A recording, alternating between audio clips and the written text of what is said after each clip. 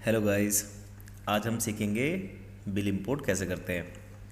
सबसे पहले आपको मेल आईडी ओपन कर लेनी है। तो आप जो भी ब्राउज़र यूज करते हो उसको ओपन कर लेना। जैसे मैं क्रोम करता हूँ तो मैंने क्रोम ओपन कर लिया। उसके बाद मैंने जीमेल ओपन किया।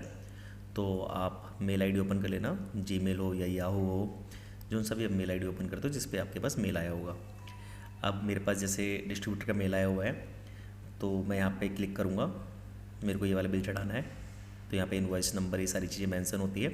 आपको इस पर क्लिक करना है।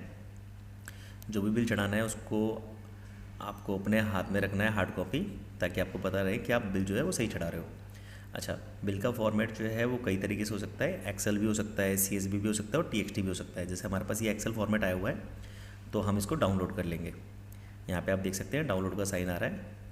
यहाँ पे बिल नंबर भी मेंशन है तो हमने यहाँ पे डाउनलोड पे क्लिक किया और ये फाइल हमारी डाउनलोड हो गई। नेक्स्ट स्टेप क्या करना है, आपको इसको मिनिमाइज़ कर लेना है और आप अपने इंपोर्ट के सॉफ्टवेयर को ओपन कर लोगे। सॉफ्टवेयर ओपन होने के बाद आप नीचे की तरफ देखेंगे, यहाँ पे कॉपी फ्रॉम डाउनलोड का ऑप्शन है तो आप इस पर क्लिक करेंगे। आप देख सकते हैं लेफ़्ट साइड में जो फाइल्स दिख रही है वो आपके डाउनलोड फोल्डर का शो हो रहा है, जहाँ से आपको स्विच करके इसको हमारे इंपोर्ट के फोल्डर में लाना है। तो आप इसके लिए इस पर डबल क्लिक करेंगे। आप यहाँ पे कई फाइल्स हो सकती है तो आपको देखना है जो भी फाइल आपको इंपोर्ट करना है आपको उसी पे डबल क्लिक करना है। तो जैसे मेरे को ये वाला बिल चढ़ाना है तो मैं इस पर डबल क्लिक करूँगा और देख सकते हैं आप यहाँ से ये स्विच होके हमारे इंपोर्ट फोल्डर में आ गई है। इसके बाद आप यहाँ से एग्जिट करेंगे और सीधे आप ऊपर टॉप पे देख सकते हैं यहाँ पे इंपोर्ट बिल का ऑप्शन है। आप इस बटन पे क्लिक करेंगे, आपके सामने बिल शो हो रहा है। आपको इसके ऊपर डबल क्लिक करना है। डबल क्लिक करने से सिलेक्ट हो जाएगा। उसके बाद नीचे आपको पार्टी का नाम टाइप करना है। आप यहाँ पे जैसे मैं टाइप कर रहा हूँ D, तो देखिए मेरे सामने पार्टी शो हो गई है। मैंने उसको सिलेक्ट किया।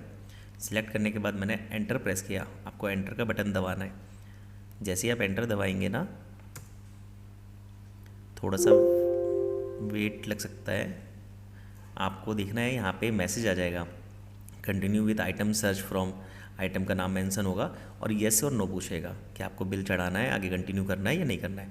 तो आपको ध्यान रखना है, आपको यहाँ पे माउस का यूज भी कर सकते हो और आप एंटर भी कर सकते हो, क्योंकि येस के ऊपर ही डिफ़ॉल्ट सेलेक्ट होता है। आपने येस करना है तो मैं जैसे एंटर कर रहा हूँ, मैंने एंटर किया एंड ये नेक्स्ट स्टेप पे आ गया। अब आपने क्या करना है कि आपने ऊपर देखना है, ऊपर येलो कलर में जो आइटम शो हो रहा है वो डिस्ट्रीब्यूटर का नाम है। डिस्ट्रीब्यूटर जिस भी नाम से उसको बोलता है वो उसका नाम है। नीचे जो आपके सामने आ रहा है ब्लू कलर में वो अपने सॉफ्टवेयर का नाम है कि हमें जिसके अंदर इस स्टॉक को चढ़ाना है। तो आपने मैपिंग करनी है सेम आइटम की। जैसे आप ऊपर देख सकते हैं मिनी प्रेस एक्सेल 5 आ रहा है, तो नीचे भी मिनी प्रेस एक्सेल 5 आ रहा है। उसकी जो पैकिंग है वो 30 की है जो डिस्ट्रीब्यूटर ने शो कर रखा है, और हमारी जो पैकिंग है वो भी 30 की है। और आप MRP देख सकते हैं, MRP भी सेम है। MRP अगर सेम नहीं भी होगा तो भी कोई फ़र्क नहीं पड़ता, क्योंकि वो वहाँ से सारी MRP को पिक कर लेगा।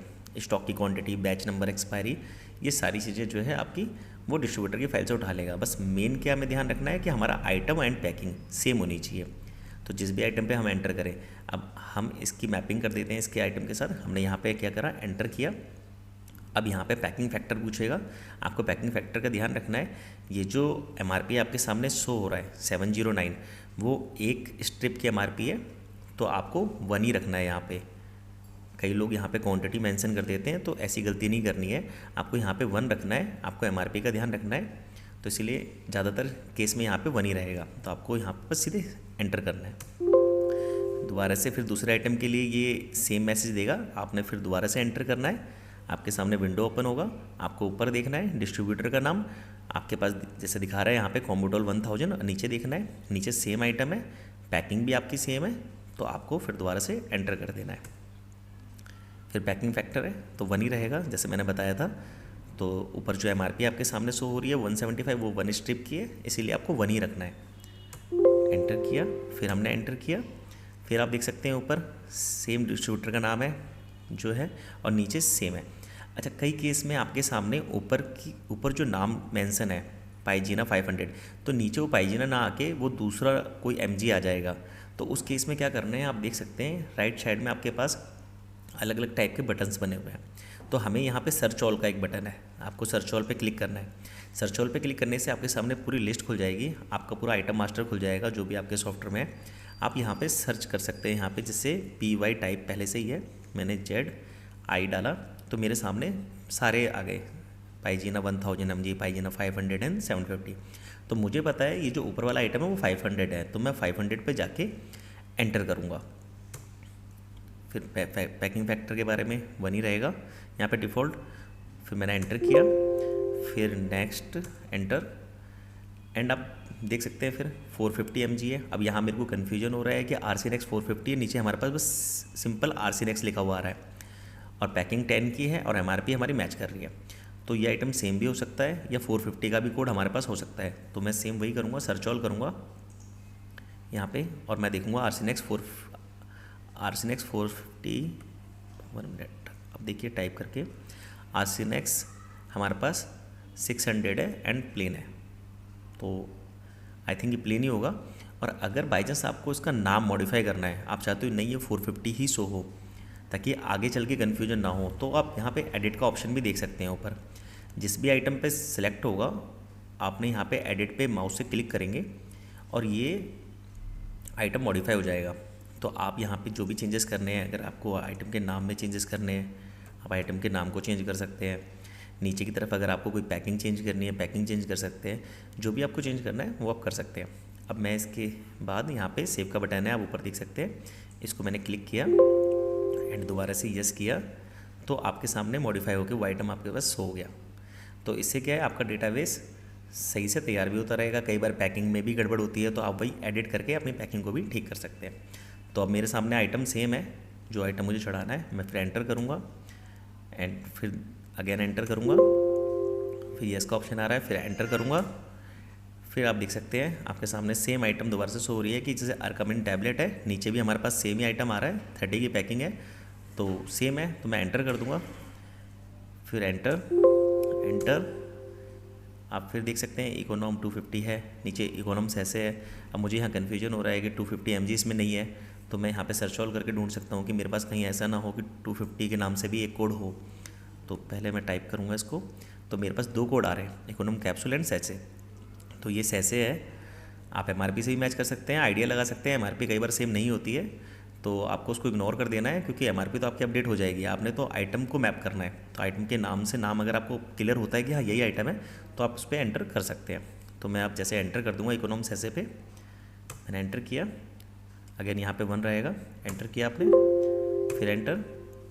अब आप देख सकते हैं एमटास 10-15 की पैकिंग का आइटम ऊपर शो हो रहा है, नीचे भी सेम ही है। तो मैंने एंटर किया, फिर एंटर, फिर एमसेट इंजेक्शन है 2 ml में, तो यहाँ पे भी हमारे पास 2 ml ही है पैकिंग में भी। तो एंटर, फिर मॉक्सीफ्लॉक्स टैबलेट 5 की पैकिंग है, तो यहाँ पे भी नीचे भी हमारे पास सेम ही है, packing and item name same है। तो मैं यहाँ पे एंटर। जैसे ही मेरा कंप्लीट हो जाएगा तो मेरे सामने एक विंडोज़ ओपन होगी, जिसमें कि एक तरफ आप देख सकते हैं जो सप्लायर के नेम है जो उन्होंने हमें दिए थे, और एक तरफ हमारे नेम है।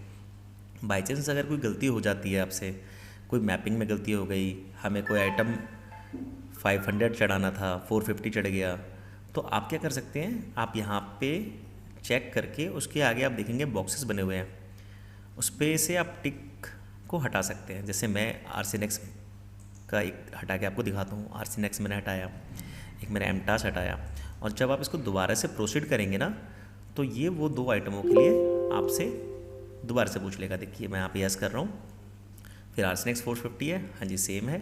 अगर कोई कन्फ्यूजन हो यहाँ पे सेम ना हो तो आप ऊपर एडिट का ऑप्शन या सर्च ऑल का ऑप्शन भी यूज कर सकते हैं। तो यहाँ पे हमने एंटर किया, फिर एंटर, नेक्स्ट आइटम हमारे सामने आ गया, फिर हमने एंटर किया, तो इस तरीके से आपका जो है बिल है वो कंप्लीट हो जाएगा। कंप्लीट होने के बाद आप देखेंगे ऊपर प्रोसीड का बटन है, आपको प्रोसीड पे क्लिक करना है। प्रोसीड पे क्लिक करने के बाद बिल आपका अपलोड हो जाएगा। बिल अपलोड होने के बाद यहाँ पे यस और नो का ऑप्शन आपको यस करना है। अब आप देख सकते हैं आपके सामने सारे आइटम्स शो होने लग जाएंगे। कुछ शॉर्ट एक्सपायरी के अगर आइटम होंगे तो यहीं पे आपको वो नोटिफिकेशन दे देगा, आपके सामने ऑप्शन आ जाएगा ब्लू कलर ग्रीन कलर का। अच्छा, अब आप नीचे देख सकते हैं bill number and entry number आपके सामने शो हो रहा है। आपके पास हार्ड कॉपी जो होगी उस पर आपको अपना एंट्री नंबर को मेंशन कर देना है, ठीक है। वहाँ नोट कर लेना आप अपना एंट्री नंबर 1098, तो आप अपने हार्ड कॉपी पे इसको लिख दो। अच्छा, उसके बाद आप देखेंगे नीचे प्रेस ओके टू कंटिन्यू, आपको इसके ऊपर क्लिक कर देना है। आप जब इस पर क्लिक करेंगे तो आपका बिल चढ़ चुका होगा। अब आप अपने सॉफ्टवेयर में परचेज में जाके मॉडिफाई करके देख सकते हैं, सारी डिटेल्स वहाँ पर इस बिल की आ गई होगी। इसी तरीके से आप अपने नेक्स्ट पार्टीज़ के बिल्स को भी सेम तरीके से चढ़ा सकते हैं। Thank you for watching.